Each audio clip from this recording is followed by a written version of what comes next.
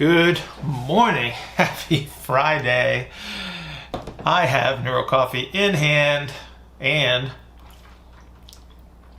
it is perfect. I'm laughing because my battery went out about halfway through this thing. So this is take two for those of you playing the home game. I hope this is at least as good as the last one. It was awesome. You should have seen it. It's probably the best video I've ever done. Anyway, so let's dig into the Q&A for today. We've been talking about the foot for about a week, and I was relating the foot presentations to how it may influence your squat and your deadlift. And so I got some questions that came in through the YouTube videos as to how I would program a lift to bring it up.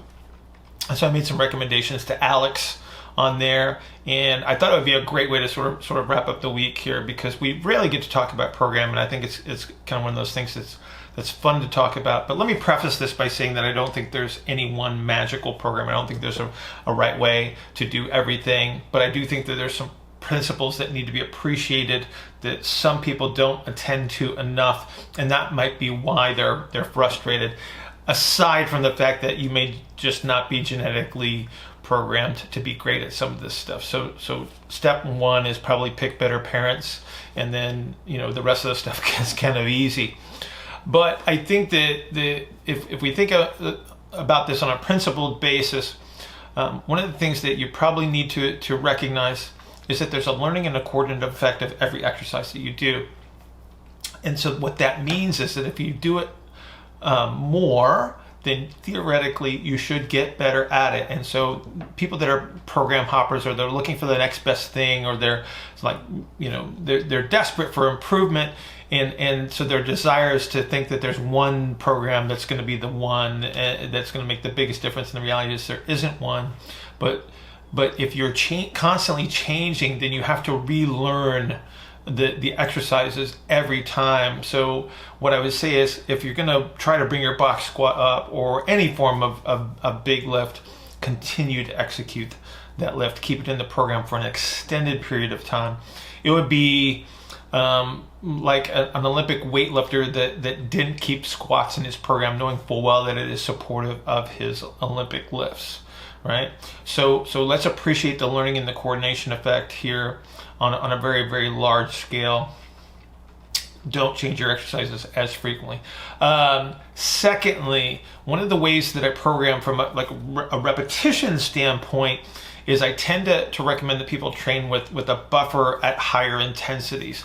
So what I mean by that, so if you came in and let's just say your program is to do your 5 repetition maximum load for the day, what I would say is come in, do your 5 RM load, but only do 3 repetitions with it. So we're not training to a maximum force output every set. But what this does is allows you to accumulate volume at a very high intensity. So from a coordinative standpoint, we're still recruiting those higher threshold motor units that we need for the lift. So we maintain that aspect of it, but we're also accumulating volume. So from a cross-sectional area, there's going to be a benefit there from a hypertrophy standpoint.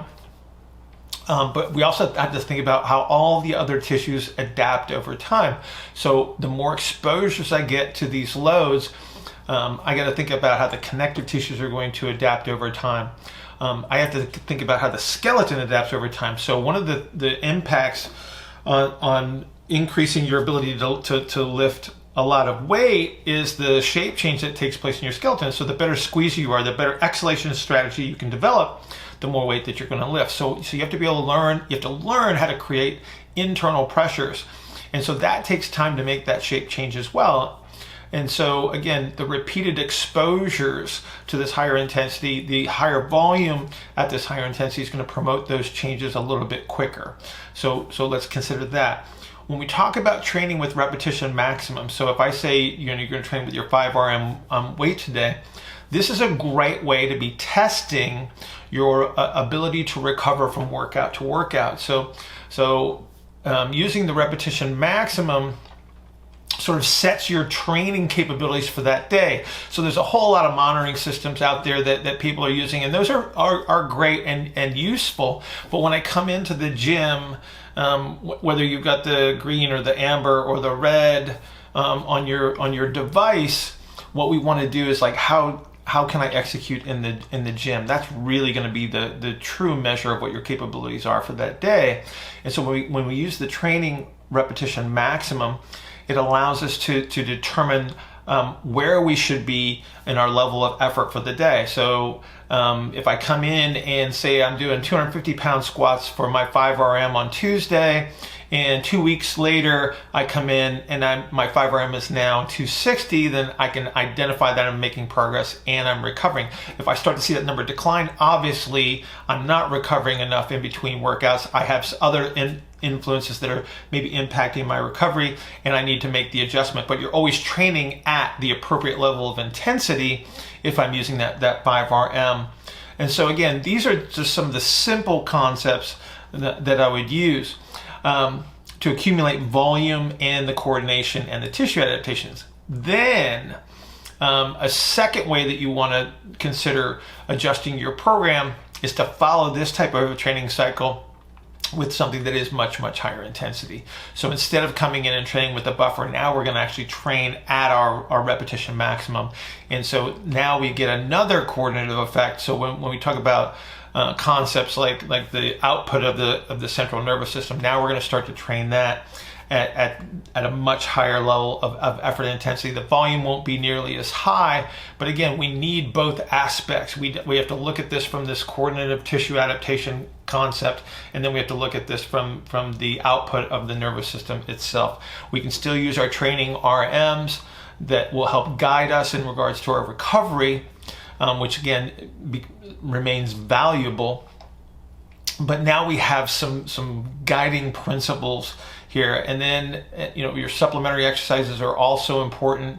They contribute some volume, so they're going to influence recovery. They're going to influence your ability to move and adapt. So those are considerations, but lesser so when we're trying to bring up a lift, such as like a box squat or a deadlift. So hopefully that gives you a little bit of thought process anyway. And if you have any questions about programming, please send them to askbillhartman@gmail.com, askbillhartman@gmail.com. Have a great Friday and a great weekend. I'll see you next week.